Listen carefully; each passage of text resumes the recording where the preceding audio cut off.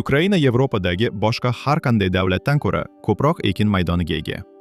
Uning hududida unumdorligi shunchalik yuqori bo'lgan tuproq borki, u asrlar davomida qora oltin deb atalgan. Bu mamlakatda tropik iqlimga ega orol ham, faol radiatsiya hududi ham, hatto tubidan boshlab bo'g'ilib borayotgan dengiz ham mavjud. Ukrainada Fransiya, Germaniya va Buyuk Britaniya jami ekin maydonlaridan ham ko'proq haydaladigan yer mavjud. Bu yerdagi qora tuproq sayyoradagi eng unumdor tuproqlardan biri hisoblanadi. Birgina Ukraina yetishtiradigan don mahsulotlari 600 million odamni oziq-ovqat bilan ta'minlashga yetadi. Shuning uchun Ukraina shunchaki qishloq xo'jaligi mamlakati emas. U Yevropa chegaralari ichida yashiringan haqiqiy qishloq xo'jaligi super davlati. Dunyo bug'doyining qariyb 10% va kungaboqar yog'ining deyarli yarmi Ukrainada ishlab chiqariladi. Shu sababli bu yerda urush, qurg'oqchilik yoki tuproq unumdorligining pasayishi yuz bersa, Afrika, Yaqin Sharq va Osiyoda oziq-ovqat narxlari keskin oshadi. Demak, Ukraina nafaqat Yevropaning non savati, balki butun dunyo oziq-ovqat xavfsizligini muvozanatda ushlab turuvchi mamlakatdir. Ukrainadagi chernozem tuprog'ining qalinligi ayrim joylarda 1,7 metrga yetadi. Dunyoning aksariyat hududlarida unumdor ustki tuproq qatlami o'rtacha 20 santimetrni tashkil qiladi. Bu tuproq minglab yillar davomida dasht o'tlari chirib, qatlam-qatlam to'planishi natijasida hosil bo'lgan. U shunchalik qimmatli ediki, Ikkinchi jahon urushi paytida natsistlar uni hatto poyezdlarga ortib Germaniyaga olib ketishgan. Ukraina tuprog'i o'g'irlashga arziydigan boylik deb hisoblangan. Ukraina Qora dengiz bo'yida O'rta Yer dengizi iqlimiga o'xshash mikroiqlim mavjud. Bu yerda uzumzorlar, qishda muzlamaydigan plyajlar va issiqsevar o'simliklar o'sadi.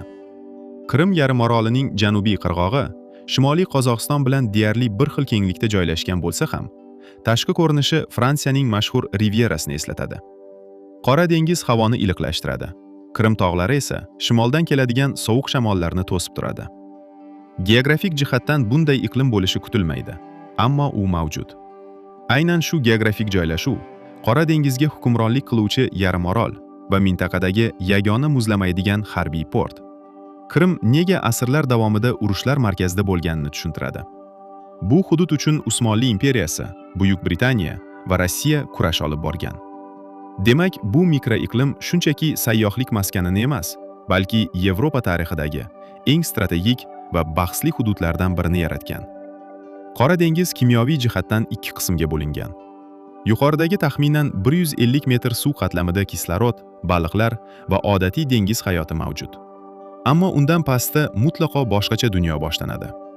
Bu yerda vodorod sulfidiga to'la zaharli qatlam joylashgan.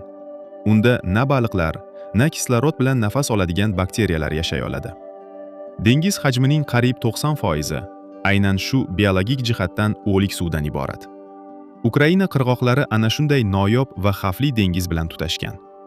Eng qiziq tomoni shundaki, bu zaharli qatlam barqaror emas. Olimlarning kuzatishlariga ko'ra, u so'nggi 10 yilliklarda asta-sekin yuqoriga ko'tarilib bormoqda va tirik organizmlar yashaydigan qatlamga yaqinlashmoqda. Qora dengiz tubidagi bu o'lik zona minglab yillardan beri mavjud. Agar u jiddiy ravishda bezovta qilinsa, yuz beradigan oqibatlar ko'pchilik tasavvur qilganidan mutlaqo boshqacha bo'ladi. Ukraina g'arbidagi Karpat tog'lari ulkan iqlim devori vazifasini bajaradi. Tog'lar sharqida quruq dashtlar hukm suradi. Yozlari issiq, qishlari esa 30 daraja sovuq bo'lishi mumkin. G'arb tomonida esa iqlim ancha yumshoq, nam va markaziy Yevropaga xos. Karpat tog'lari balandligi atigi 1800 metr atrofida bo'lsa-da, ular ikki mutlaqo boshqa iqlim tizimini ajratib turadi. Ularni kesib o'tish go'yo boshqa mamlakatga kirgandek ta'sirot uyg'otadi. Bitta tog' tizmasi ikki xil dunyo. Bu farq nafaqat ob-havoga, balki tarixga ham ta'sir ko'rsatgan. Sharqi Yevropani bo'lib olgan deyarli barcha imperiyalar, Gabsburglar, Usmonlilar va Rossiya imperiyasi aynan Karpat tog'larini tabiiy chegara sifatida qabul qilgan. Bugungi kunda g'arbiy va sharqiy Ukraina o'rtasidagi madaniy hamda siyosiy tafovut ham muzliklar shakllantirib ketgan aynan shu tog' tizmasi bo'ylab davom etadi. Ukraina va Ruminiya o'rtasida joylashgan Dunay deltasi Yevropadagi ikkinchi eng yirik daryo deltasi va yer yuzidagi biologik xilma-xilligi eng yuqori hududlardan biridir. Bu yerda 300 dan ortiq qush turi, boshqa joyda uchramaydigan 45 turdagi chuchuk suv baliqlari hamda har bir toshqindan keyin joyni o'zgartirib turadigan suzuvchi qamish orollari mavjud. Hatto deltaning ayrim qismlari hali ham to'liq xaritaga tushirilmagan. Yevropadagi eng boy yovvoyi tabiat maskanlaridan biri Ukraina janubi-g'arbida joylashgan bo'lsa-da, ko'pchilik yevropaliklar uning mavjudligini ham bilmaydi. Dunay daryosi 19 mamlakat hududidan oqib o'tadi. Shu sababli Markaziy Yevropadagi qishloq xo'jaligi chiqindilari, sanoat ifloslanishi va maishiy oqava suvlarning deyarli barchasi oxir-oqibat aynan shu deltaga kelib tushadi. Natijada Dunay deltasi bir vaqtning o'zida ham Yevropaning eng boy biologik hududi, ham eng ko'p ifloslanishga uchraydigan daryoning yakuniy manzili hisoblanadi. Ukraina keng, daraxtsiz va shamolli dashtlari taxminan 6000 yil avval ot ilk bor xonakilashtirilgan joy deb hisoblanadi. Gap shunchaki otni qo'lga o'rgatish haqida emas, balki uni ko'paytirish, boqish va inson xizmatiga to'liq moslashtirish haqida bormoqda. Inson ilk bor otga mingan paytdan boshlab tarix butunlay o'zgardi. Urushlar, savdo yo'llari, ommaviy ko'chishlar va ulkan imperiyalar aynan shu voqeadan keyin paydo bo'la boshladi. Buning sababi oddiy edi. Ukraina keng va ochiq dashtlari otlarni ommaviy ravishda tutish, ko'paytirish va o'rgatish uchun ideal sharoit yaratgan. Demak, Ukraina geografiyasi nafaqat dunyoni oziq-ovqat bilan ta'minladi, balki insoniyatning qanday harakatlanishini ham butunlay o'zgartirdi. Ukraina Yevropada to'liq joylashgan eng yirik davlat hisoblanadi. U maydoni jihatidan Fransiyadan ham kattaroq. Hududining qariyb 95% tekisliklardan iborat. Bu yerda bosqinchilarni to'xtatadigan yirik tog' tizmalari, tor dovonlar yoki tabiiy mudofaa chiziqlari deyarli yo'q. Shu sababli Yevropani kesib o'tishni istagan deyarli har bir imperiya Ukraina hududidan o'tishga majbur bo'lgan. Asrlar davomida deyarli barcha bosqinlar aynan shu keng tekislik orqali amalga oshirilgan.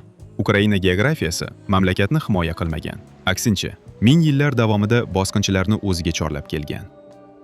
Ukraina yer yuzasi ostida Sharqiy Yevropadagi eng yirik artezian suv qatlamlaridan biri joylashgan.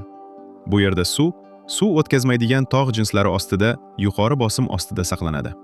Ayrim joylarda quduq qazilganda suv hech qanday nasossiz o'zi yuqoriga otilib chiqadi. Ukrain dehqonlar bu yer osti suv zaxirasidan bir asrdan ortiq vaqt davomida foydalanib kelmoqda. Yuqoridan quruq ko'rinadigan dashtlar aslida ostidagi ulkan bosimli suv dengizi ustida joylashgan. Ammo o'nlab yillar davom etgan haddan tashqari suv olish oqibatida yer osti suvlarining bosimi pasayib bormoqda. Ilgari o'z bosimi bilan oqib chiqadigan quduqlarning ko'pchiligi bugun nasoslarsiz ishlamaydi. Bir necha avlod davomida Ukraina qishloq xo'jaligini ta'minlab kelgan bu yer osti suv zaxirasi tabiat uni to'ldirishidan tezroq sarflanmoqda. Endi esa buning ta'siri yer yuzasida ham sezila boshlagan. 1986-yildagi yadroviy avariyadan so'ng tashkil etilgan Chernobil taqiqlangan hududi qariyb 2600 kvadrat kilometr maydonni egallaydi. Bu hududda deyarli 40 yil davomida odamlar yashamadi. Odamlar ketgach, tabiat hamma narsani qayta egalladi. Ilgari Sovet davridagi qishloqlar va shahar atroflari bo'lgan joylarda endi bo'rilar, silovsinlar, ayiqlar va hatto otlar bemalol yashamoqda. Hududning ko'p qismidagi radiatsiya darajasi bugungi kunda ayrim yirik shaharlardagidan ham past. Shunday qilib, Yevropadagi eng kuchli ifloslangan hududlardan biri tasodifan qit'adagi eng muvaffaqiyatli yovvoyi tabiat qo'riqxonalaridan biriga aylandi. Hayvonlar qaytib keldi, ammo radiatsiya ketgani yo'q va metal gumbaz ostida hali ham nimalar sodir bo'layotgani bundan ham qiziqroq. Chernobilning 4-reaktori hanuzgacha juda sekin bo'lsa ham erishda davom etmoqda. 1986-yilgi portlash paytida reaktor ichidagi yoqilg'i, beton va metal aralashib, korium deb ataladigan lava singari radioaktiv massani hosil qilgan. U reaktor polini teshib, pastki qavatlargacha tushib ketgan va hozirgacha o'sha yerda radiatsiya tarqatishda davom etmoqda. 2016-yilda uning ustiga dunyoda qurilgan eng yirik ko'chiriladigan inshoot, ulkan himoya gumbazi o'rnatildi. Uning yagona vazifasi radiatsiyaning atmosferaga tarqalishini cheklash edi. Demak, Chernobil fojiasi 1986-yilda tugamagan. U hali ham davom etmoqda. Shunchaki uning usti qoplab qo'yilgan. Lekin bundan ham hayratlanarliroq narsa bor. Ukraina sharqiy chegarasidagi Azov dengizi dunyodagi eng sayoz dengiz hisoblanadi. Uning o'rtacha chuqurligi atigi 7 metr.